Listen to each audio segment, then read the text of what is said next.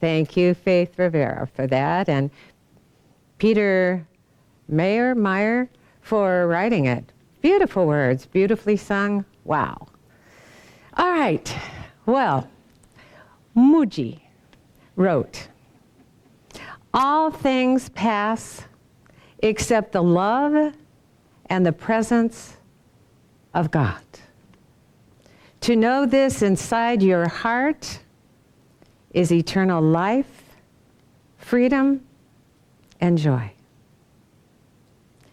We can know this inside our heart right now because the love and the presence of God is right where we are right now. It is what we are right now, even in our human form. Now, as we know, another year has passed. 2024 is no more. But because we lived every moment of it, we are more. In those moments when we felt love, the love within us, the love that is us, became more as us. In those moments when we felt the presence of God within us, the world around us, our awareness of God as all there is became more. To recognize this inside our heart, to realize that we lived powerful, holy moments this past year that caused us to spiritually evolve, is to be vibrationally ready right now for the new year and the freedom and joy that lies ahead. Life doesn't move backwards any more than a river moves backwards. Life always lies ahead because it's always in forward motion, expanding and extending as it moves.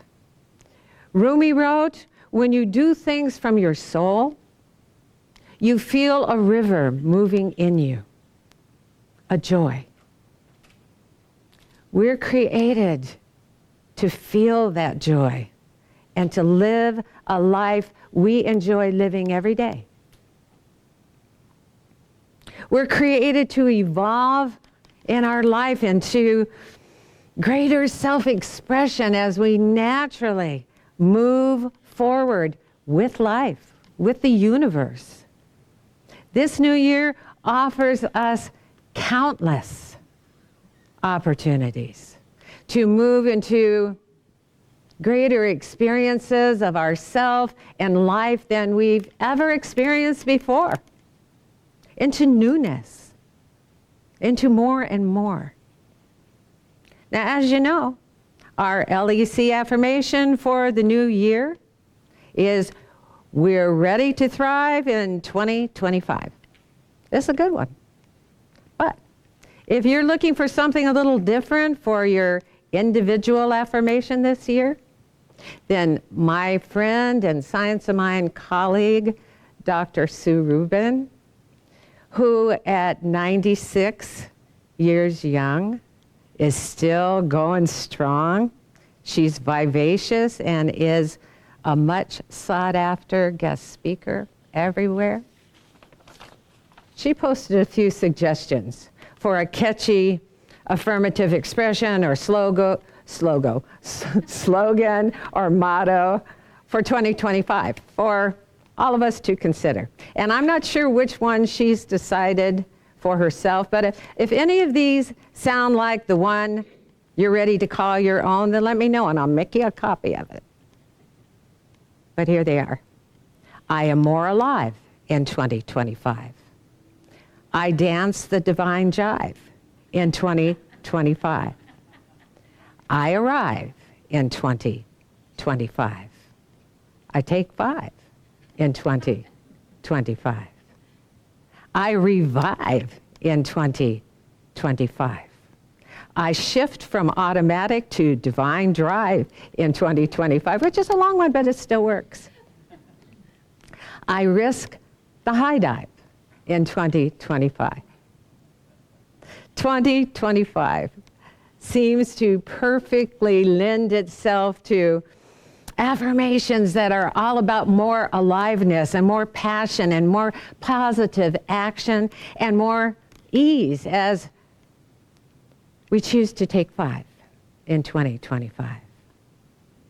This year, I know we can all feel it, is already pulsating with possibilities for us to experience more health, more happy relationships, more creativity, more financial abundance, and more peace of mind in all that we experience. Now, as it's been mentioned by Reverend Kim, the title of today's talk is, Are You Up and Adam? That's right, A-D-A-M, Adam. I first heard that phrase, or thought that's the phrase I heard, when I went to church camp for a week when I was 11 years old. Every morning, the adult chaperone in our cabin would wake us up with what I heard as up and Adam. And though I wondered what she meant by that phrase, I was always too drowsy to wonder too hard. All I knew was that it was time for me to wake up, get out of my bunk, and get on with the day. And it was quite a while, actually years later, when I heard that phrase used in other contexts, like when there was a project or job that needed to get done, that it was up and at 'em, which meant it's time to get moving, to get going. There's work to be done. And so the other day, when I was joking with a friend about my misunderstanding about that phrase, I realized it would make a great talk title. Because I've been wanting to talk with you about and for us to consider our dual nature here on earth, our human nature in this physical environment, and our spiritual nature that flows through it all, that makes it all holy. Our spirit that is never negatively affected by any of it. So the Hebrew word for mankind is Adam. It began way back then as a generic term for mankind, Adam, without the capital. Now, as Adam, or as mankind, we remain a spiritual being, and yet one that is focused within a human body, a body that we often mistake for our true self, just like Adam and Eve did. I mean, we all know that once they thought that their body was themselves, they hurried quick to get a fig leaf to cover parts of it. The mythological and metaphorical story of Adam and Eve is found in the 2nd chapter of Genesis, right after the 1st chapter of Genesis, that talks about God's creation start to finish. That 1st chapter tells us, and God said, "Let there be light," and there was light. and that God saw everything that he had made in that light, and it was very good. And he was very happy, filled with joy, like a river of joy. We're all still alive in that light because it is the source of our life even now. And it's still good. As pure as the moment it came forth from God.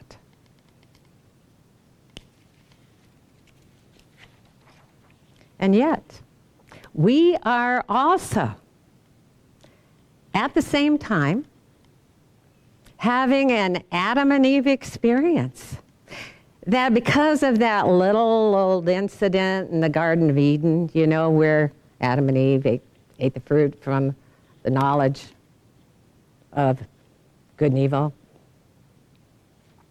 It was a tree. Did I say that? You might need to read the second chapter if you're interested in any of this. But that's what they did. And from that moment forward, in the story, they were aware of bad and good. The good news is that all of it, I mean, God said, don't eat from that one, and then gave them free will. You can have everything, but don't eat from that one. Well, we all know that everything in this, even in this human experience, is authorized and directed by the source and creator of our life. For our good, for our greater expansion, our greater awareness of who we are, the self that we're created to be. We're not alone in our humanness, waiting to get out of it before we're immersed in the light of God. We are there right now. And we're not alone in a world where we're vulnerable to anything outside of us. The light within us is still there to guide us in our purpose for being here in our human form, which is to evolve more and more in our awareness of who we are as a spiritual being. That's why it's such a good idea for us not to restrict our mental focus to the physical world, or to think of our human form as ourself. Nothing in this world stays the same, including our human form. Nothing is intended to be permanent. Everything that comes has come to pass. Muji wrote, everything is impermanent, yet divine. But what you are is timeless. Each one a manifestation of the formless, wearing a t-shirt called time. Our Adam and Eve experiences in these t-shirts of time are holy. Everything is holy because the love and the presence of God, the source of all life, flows through us and everything else.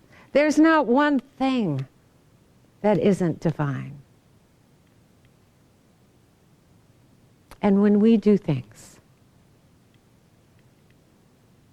from our soul, from that place within us that knows our divinity, we feel that river of joy that came forth with the light and continues to move through us. Now in the story, of Adam and Eve, we read, "And Lord Jehovah God formed from the earth every animal of the wilderness and every bird of heaven and brought them to Adam to see what he would call them. And whatever Adam called every living creature, that was its name." Adam, mankind, was given the power right then and there and the freedom to call life whatever he chooses to call it, to name it for himself and to create his life based on what he thinks life to be. That's what mankind has been doing ever since we were given permission to do it. It's what you and I do every single day. We make the call as to what life is for us. We give everything a name. Some of those names are good, some of those names are not so good. And since we are aware of the contrast and the duality of the physical world, we go about pretty sure that we know the difference between good and bad. And we go about judging what we name and naming what we judge every day. And it's just our playing with our own mind. We can name something a miracle or incurable. We can name something changeable or impossible. We can name someone a friend or an enemy. We can call something and name it love or the absence of love. And it will be for us whatever we call it. We get to name it individually.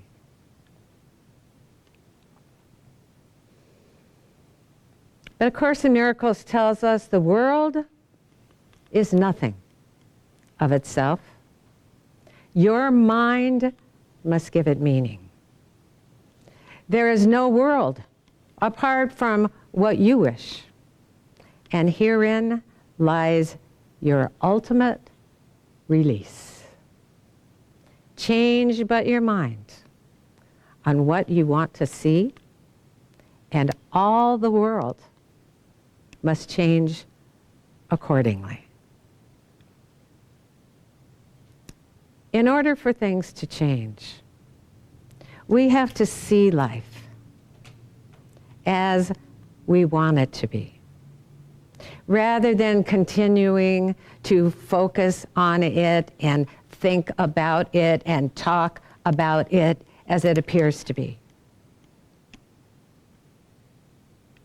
We all know that when we judge ourselves or someone else or a situation or a condition as bad, we don't feel good. And when we're in a bad mood because we don't feel good, what we think of ourselves and others and situations and conditions in the world around us continues to reflect that bad mood.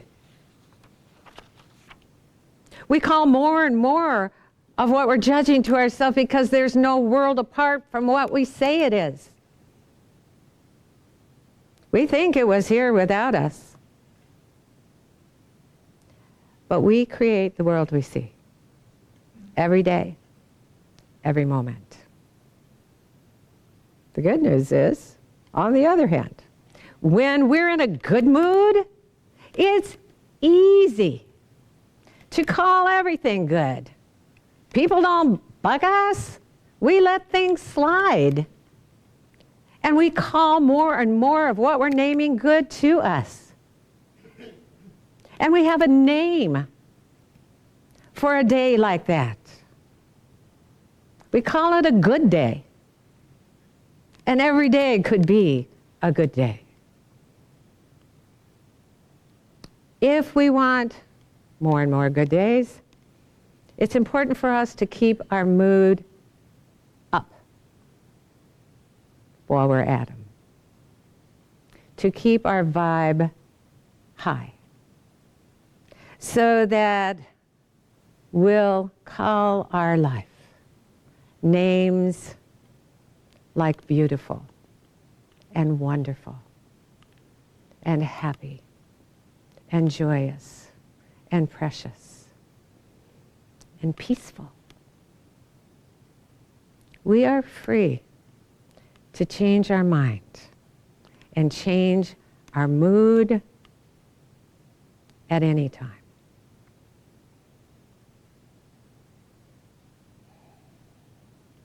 And when we do, the world we see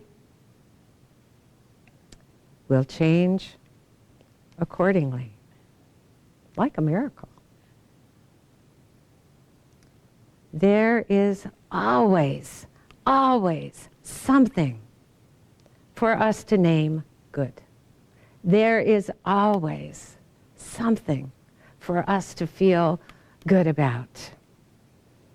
But Abraham Hicks makes this suggestion for the new year so that we can be up and at 'em. Start a new game that says, what I like most about this is. And my favorite thing about this is. You can lift your vibration by appreciating what's right in front of you. For example, my favorite thing about my house is. My favorite thing about my yard is. My favorite thing about my work is. My favorite thing about my mate, my friend, my family is. And my favorite thing about my body is. When you change the way you look at things, the things you look at change. Mankind, all of us, was formed to create. We create with our thoughts. The world is nothing in itself. It's our mind that gives it meaning. We're going to create in this world with our thoughts, one way or another. We can't stop creating. If we decide to name any moment good, no matter how that moment appears to be, what we see must change automatically. We're created to feel joy, and we're created to live a life we enjoy every day. We're created to evolve into greater self-expression while we're here, as we naturally move forward, as life moves forward, and we all do it together. This new year will offer us countless opportunities to change the way we look at things. And we'll be able to see things change. That's how it happens. And we don't need to wait. If we name our life good, if we think about it that way and focus on it that way and talk about it that way, we'll be vibrationally ready for this new year and the freedom and the joy that lies ahead. In other words, we'll be ready to thrive in 2025. Namaste.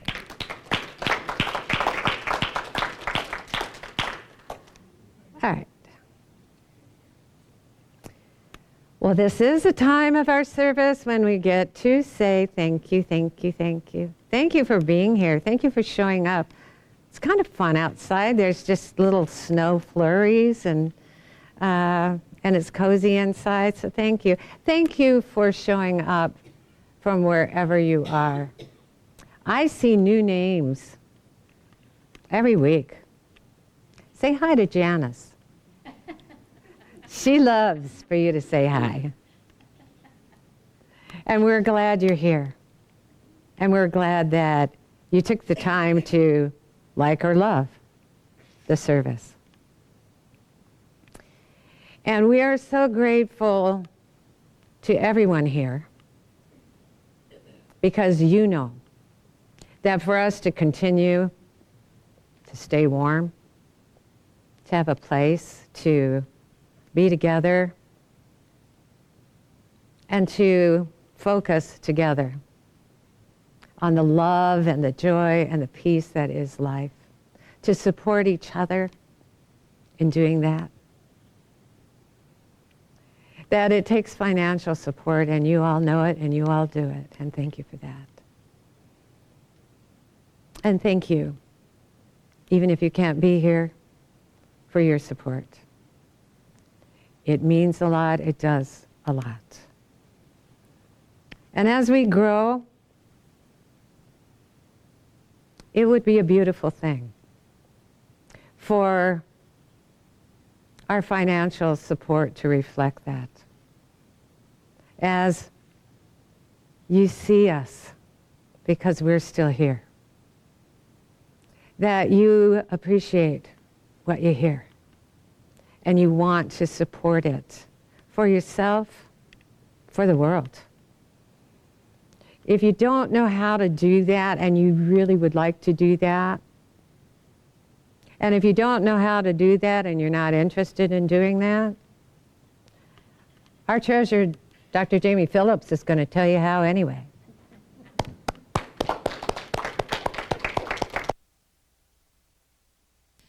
Thank you. I know everyone's going to really appreciate this, and I am naming that talk very, very good. Woo! I loved it. Thank you. Okay, if you would like to uplift your vibration and appreciation for LEC, I'm going to give you some ways to do it financially. You can go to facebook.com/Life Enrichment Center and hit the donate button. You can go to our website, lecflint.com. There's a donate button on that front page. You can go to PayPal, and our email address for PayPal is lec2512@gmail.com. Or you can send us a check to our P.O. Box 3, Life Enrichment Center, P.O. Box 321294, Flint, Michigan 48532. And here in the sanctuary, we're going to be taking an offertory while we listen again, and we're going to be doing this for a while, to In This Very Room by Marcia Allen. Thank you.